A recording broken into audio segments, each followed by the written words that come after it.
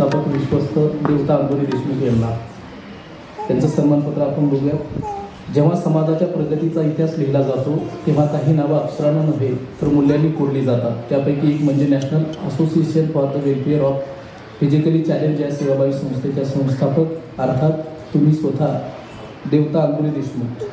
मराठवाड्यातल्या सुखवस्तू कुटुंबात जन्म घेऊनही आपण स्वतःपुरती जगणे नाकारून समाजासाठी जगण्याचा जो ध्यास स्वीकारला तो तुमच्या असामान्य व्यक्तिमत्वाची साक्ष देणारा आहे. बालपणापासून साधेपणा, प्रामाणिकपणा आणि संवेदनशीलता हे गुण तुमच्या स्वभावात खोलवर रुजलेले दिसतात. BA अर्थशास्त्र आणि MBA फायनान्स अशा उच्च शिक्षणाने परिपूर्ण असूनही आपण शिक्षणाचा उपयोग वैयक्तिक वैभवासाठी कधीच केला नाही, उलट सामाजिक परिवर्तनासाठी केला. ही बाब आपले वेगळेपण अधोरेखित करते. शिक्षण हे केवळ पदवी मिळवण्यासाठी नसून समाजासाठी उपयोगी पडावे हा आपला दृष्टिकोन अत्यंत प्रेरणादायी आहे.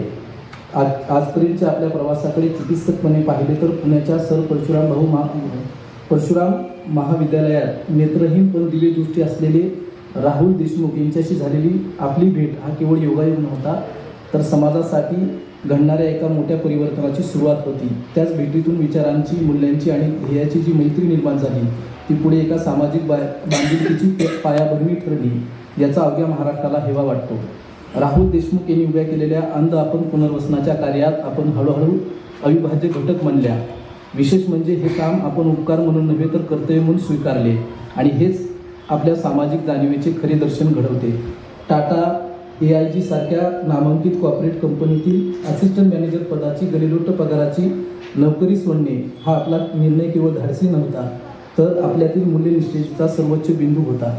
त्यामुळे पैशापेक्षा माणुसकी मोठी असते हे आपण आपल्या कृतीतून सिद्ध केलं. पुढे national association for the welfare of physically challenge अर्थात NAWPC या संस्थापक कामात विश्वस्त म्हणून आपण आपला सर्व काम समाजकार्यासाठी अर्पण केला. त्यामुळे संस्थेअंतर्गत चालणाऱ्या प्रत्येक प्रकल्पामागं आपली दूरदृष्टी, काटेकोरपण नियोजन आणि अपार कष्ट दिसून येते.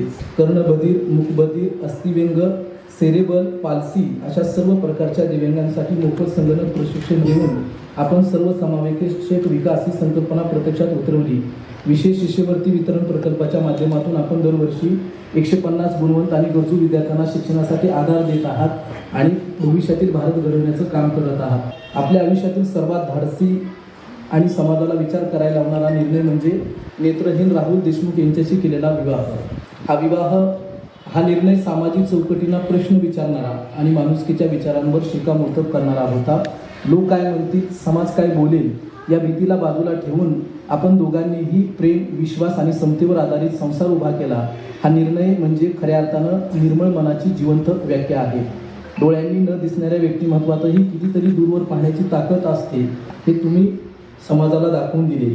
प्रेम हे दयेवर नव्हे तर समतेवर उभे असते हे तुमच्या आयुष्याने आम्हाला शिकवले. राहुल आणि तुमचा संसार केवळ वैवाहिक नातं नाही तर सामाजिक चळवळ आहे जिथं तुम्ही दोघेही एकमेकाचा हात धरून समाजाचा अंधार दूर करत आहात. त्यामुळे आपल्याकडे पाहिले की साथ म्हणजे सोबत चालणे या संकल्पनेचा खरा अर्थ उलगडतो.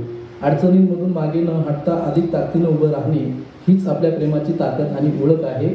आपल्या कौतुकास्पद कार्यामुळे हजारो अंध अपंग विद्यार्थ्यांना स्वप्न पाहण्याची हिंमत मिळाली, आत्मनिर्भरतेचा मार्ग सापडला आणि समाजात सन्मानाने जगण्याची उमेद निर्माण झाली. शिवाय सत्यशोधक मुक्ता सावे यांच्या कार्यांप्रमाणे शिक्षण, समता आणि सामाजिक न्याय यांचा पुरस्कार करून तुम्हीही मुक्ताईच्या वैश्विक विचारांशी नाते जोडले आहे. म्हणूनच आपल्या सामाजिक योगदानाची, प्रेरणादायी कारकिर्दीची आणि समाजाला दिलेल्या सकारात्मक ऊर्जेची दखल घेऊन सामाजिक विभागातून आपणास सत्यशोधक मुक्ता सावे समाजभूषण पुरस्कार 2026 हा मानाचा पुरस्कार देऊन आपला मनपूर्वक गौरव करताना आम्हाला अतिशय आनंद होत आहे. हा पुरस्कार म्हणजे आपल्या आजवरच्या यशाचा जरी सन्मान असला तरी तो पुढील पिढ्यांसाठी प्रेरणेचा ठेवा ठरेल अशी आम्हा सर्वांना खात्री आहे.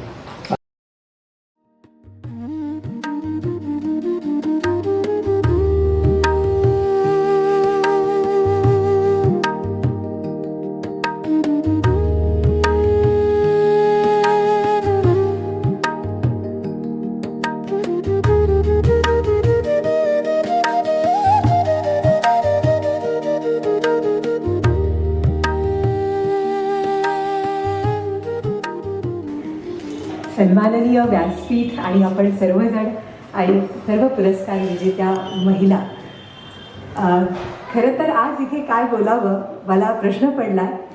कारण झोंबाडे सर सुरुवातीला मला जेव्हा त्यांचा फोन आला तेव्हा ते म्हणाले की खरं तर ही तुमच्या कार्याची दखल छोटी असेल, परंतु हा पुरस्कार मुक्ताताई साळवे यांच्या नावाचा आहे आणि म्हणून आम्ही तुमची निवड केली आहे.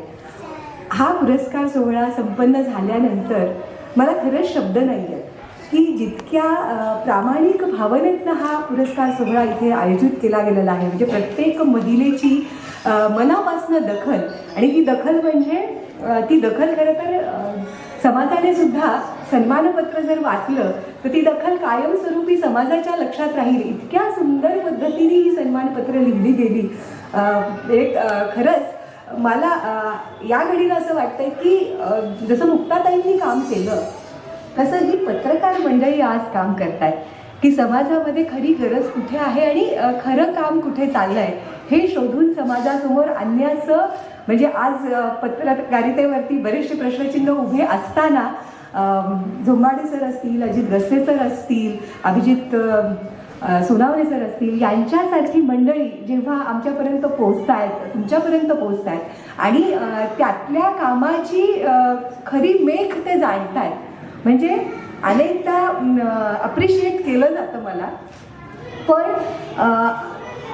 त्या अप्रिसिएशनमध्ये जे काही लिहिलं होतं आज, की जी माझी खरी भावना आहे ती तुम्ही जाणू शकताय, ती तुम्ही ओळखू शकताय, ह्या कामामागची खरी प्रेरणा काय आहे हे जाणू शकताय. त्यामध्ये स्त्री पुरुष हा भेद कधी म्हणजे मांडावा असं वाटलंच नाही. कारण दिव्यांगांसमोरचे जे प्रश्न आपण पाहिले, दिव्यांगांसमोरचा जर संघर्ष पाहिला तर म्हणजे आधी जे मलाही वाटत होतं की स्त्री म्हणून खूप काही वेगळा संघर्ष आहे, पण नेहमी असं वाटत राहिलं की नाही, त्यांच्यापुढे आपला संघर्ष हा फार कमी आहे आणि त्यांचा संघर्ष पाहता आपण त्यांच्याकडनं प्रेरणा घेऊन आपण पुढे चालत राहू शकतो.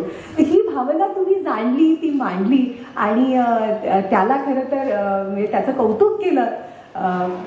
खरंच मनापासून शिंदे शिक्षण प्रसारक मंडळाचे, शिंदे कुटुंबियांचे आणि आपल्या सर्व मान्यवरांचे मी आभार व्यक्त करते. आणि हे आयोजन अशा प्रकारे जर दरवर्षी होत राहील तर खरे हिरे समाजातून नक्की बाहेर येतील हा आत्मविश्वास किंवा हा विश्वास या निमित्ताने सर्व स्त्रियांच्या मनात जागवत आहात आपण, असं मला मनापासून वाटतं. खरं तर खूप जबाबदारीची जाणीव करून देणारा हा पुरस्कार आहे की त्या समाजकालीन व्यवस्थेशी प्रवाहाविरुद्ध जाऊन काहीतरी करण्याची, मांडण्याची, वैचारिक भूमिका मांडण्याची, ती जगण्याची ताकद दाखवणारी महिला मुक्ताताई साळवे यांच्या नावाने आपण आम्हाला पुरस्कृत केलं. ही खरंच मोठी जबाबदारी आमच्या पुढे आपण दिलेली आहे आणि ती निभावण्याचा मी सर्वांच्या वतीने शब्द देते की आम्ही नक्की प्रयत्न करू. खूप खूप धन्यवाद.